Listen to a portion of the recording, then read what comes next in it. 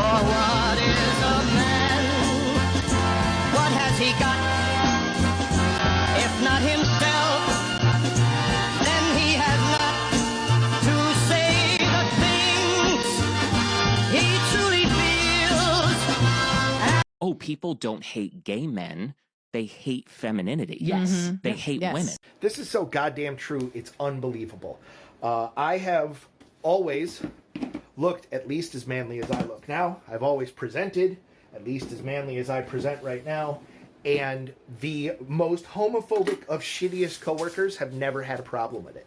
Because I was manly and I was rough and tumble and I would do shots and fight people and do all the shit the toxic men did, because that's who I was. The story that comes to mind for me is I was working with a very, very toxic, shitty dude. We didn't have the word toxic at that time. I just called him a douchebag. And we were all at a bar, and I was like, hey, guys, here's some money for my tab. I'm leaving.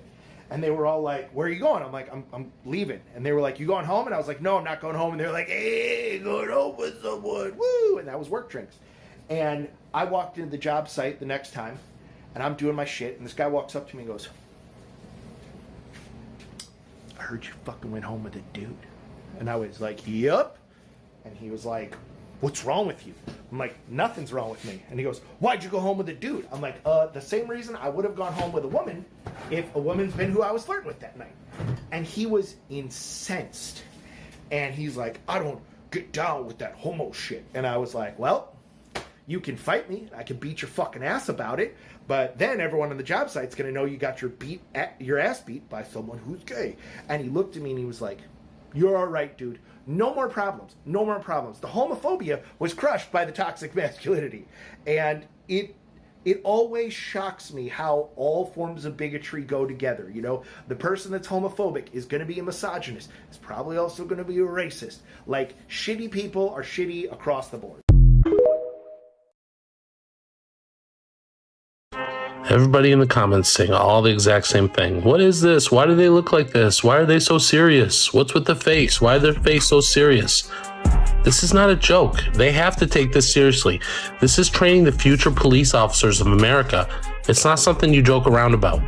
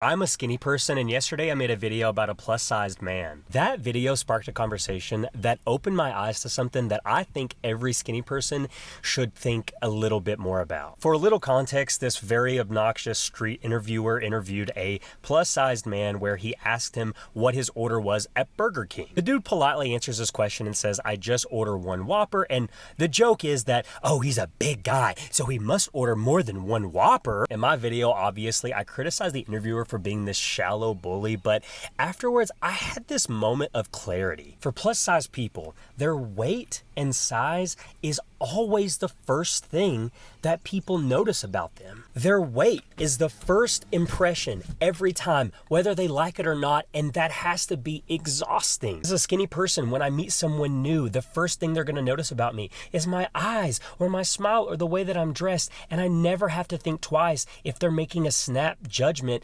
about me or my character because of my body. Whether you agree or not, your body is not something that can be changed immediately or quickly without serious serious medical intervention. Sometimes weight gain is caused by mental obstacles like food addiction, and sometimes it's caused by physical conditions like PCOS. Sometimes it's just people living their life and eating food they enjoy. Either way, imagine if that interviewer approached that man and asked him about his hobbies or about his first love, anything about his character. That would have been better than making an unfunny joke about his weight. His weight, which by the way, has virtually zero impact on the way anyone else lives their life. Either way, as a skinny person, society has conditioned us to see fat people as fat people first. I hope that I didn't misrepresent for the plus size community in this video.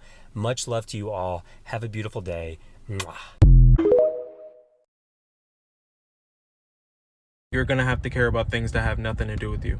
It's not enough to just care about the things that directly affect you, or only have the ability to have empathy for things that directly affect you. You're going to have to learn to use your heart again. And dog, I get it. This world has stripped so much of our empathy from us. Bogged us down into individualist drones that don't know how to have real conversation with people beyond small talk because we're just trying to do a job to line the pockets of people who could care less about us. But in order for you and all of us to get out of this vicious cycle, you're going to have to care about the people next to you. The people whose struggles you cannot comprehend right now, but with a bit of listening and a bit of learning, you can comprehend in the future. You may not understand why so many people want you to wear a mask, but over time you should be doing research on why people think masks are so important, or stop skipping over the videos that tell you to wear a mask and tell you why to wear a mask. On top of the already established fact that you should already care about people wanting to feel safe. You should care about other people, period. And you deserve that as well. You deserve to have people that don't know you but still care about you feeling safe.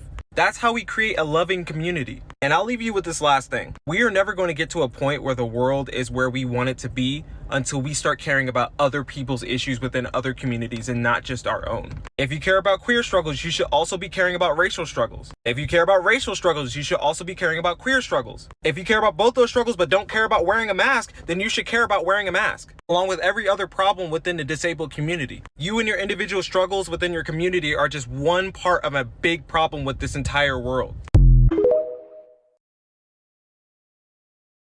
One thing I can't stand is when people say something stupid, and one thing that people say that I find to be so moronic is that it's easier to have a son.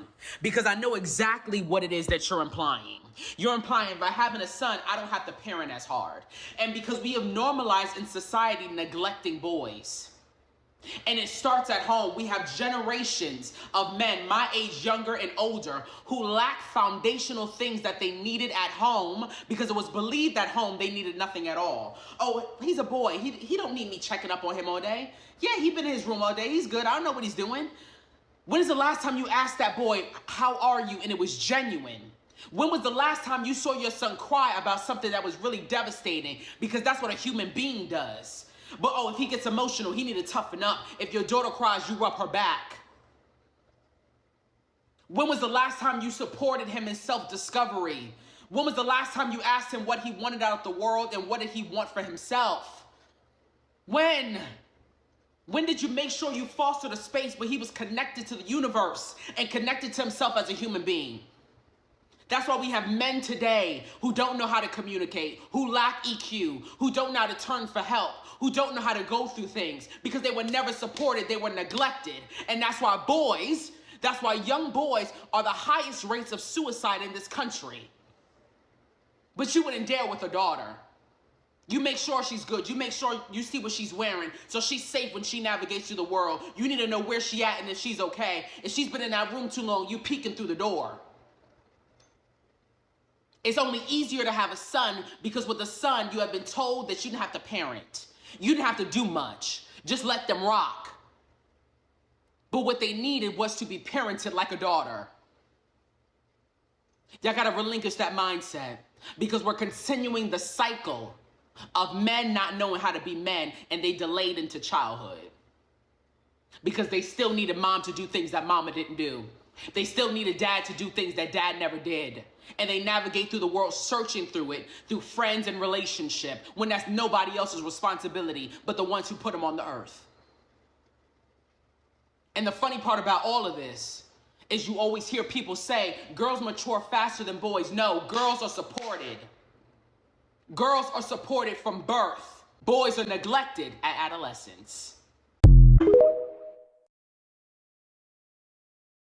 Honest question, genuine question. Why don't leftists care about masking? Why aren't supposed radical, socially conscious people, why aren't they masking? Like, we're in a full-on pandemic raging, disabling hundreds of thousands of people, if not millions. We care about liberation, but not for the disabled. I genuinely do not understand the dissonance. We claim to care about communal safety, but like not about community when it comes to a virus that's spreading and acts like HIV in a lot of ways. COVID, it's a damaging virus. It's truly a damaging virus. And the denial and the passivity of leftist people in masking, I can't grasp it, man. Our government has lied to us about everything, but they haven't withheld things about COVID. Like COVID's the thing that we can trust them on. I'm at a loss. I'm at a loss. I just don't get it.